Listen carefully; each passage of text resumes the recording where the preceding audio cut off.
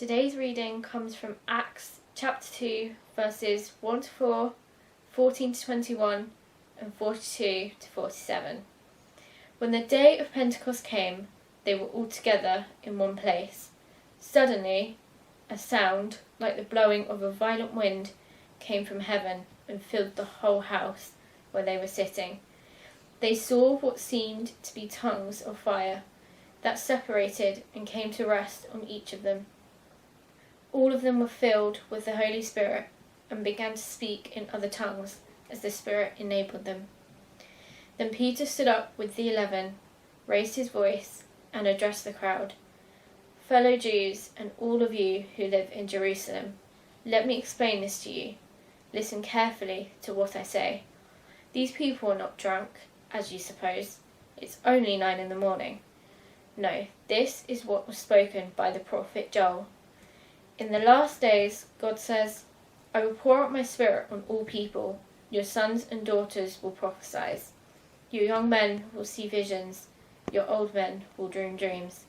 Even on my servants, both men and women, I will pour out my Spirit in those days, and they will prophesy. I will show wonders in the heavens above, and signs on the earth below. Blood and fire and billows of smoke. The sun will be turned to darkness and the moon to blood, before the coming of the great and glorious day of the Lord, and everyone who calls on the name of the Lord will be saved.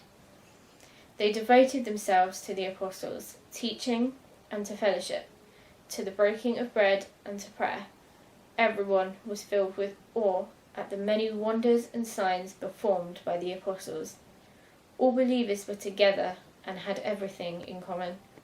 They sold property and possessions to give to anyone who had need. Every day they continued to meet together in the temple courts. They broke bread in their homes and ate together with glad and sincere hearts, praising God and enjoying the favour of all the people. And the Lord added to their number daily those who were being saved. This is the word of the Lord. Thanks be to God.